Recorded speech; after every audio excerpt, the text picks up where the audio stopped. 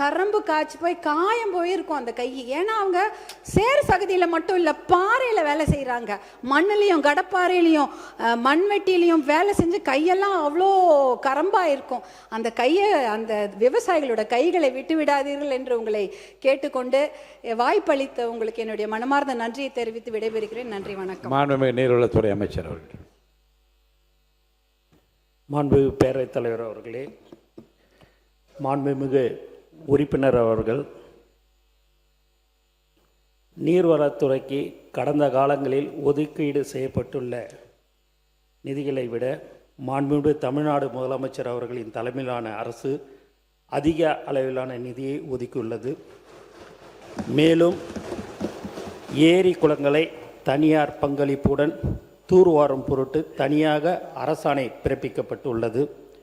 சென்னையில் அடையாறு, கூவம், வேளச்சேரி ஏரி, நாராயணபுரம் ஏரி ஆகியவற்றை தூர்வாரும் பணி தனியார் பங்களிப்புடன் தொடங்கப்பட்டுள்ளது. தமிழ்நாட்டில் ஊரக வளர்ச்சித்துறையில் உள்ள 22,000 ஏரிகளும் நீர்வளத்துறையில் உள்ள 14,000 ஏரிகளும் தூர்வார நடவடிக்கை எடுக்கப்பட்டுள்ளது. மேலும் மாண்புமிகு உறுப்பினர், என்னுடைய அலுவலகத்துக்கு நீங்களும்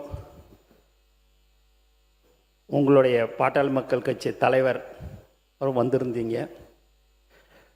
அதை நீங்கள் எல்லாமே மனுவாகவே கொடுத்துருந்தீங்க. ஒரு 2 மணி நேரம் நீங்களும் நானும் எல்லாமே டிஸ்கஷன் பண்ணோம். உங்களை பொறுத்த வரைக்கும் தருமபுரி மாவட்டம் எங்களுக்கும் தான் மாவட்டம். கண்டிப்பாக அந்த விவசாயிகளின் உடைய கோரிக்கைகள் அனைத்தும் நிறைவேற்றப்படும். நீங்கள் ஏன்னா அந்த நீர்வளத்துறைக்கு எப்படியெல்லாம் நீங்கள் சில அட்வைஸ்லாம் பண்ணீங்க. அது சம்பந்தப்பட்ட அதிகாரிகளோடும் கலந்து பேசி மாண்புமிகு முதலமைச்சருடைய கவனத்துக்கு எடுத்து செல்லப்பட்டு மிக விரைவில் நீங்கள் கேட்ட அனைத்து திட்டங்களையும் தருமபுரி மாவட்டத்துக்கு செய்து தரப்படும் என்பதை இந்த அவையில் தெரிவித்துக் கொள்கிறேன். நன்றி. மாண்புமிகு பேசுங்க உறுப்பினர்.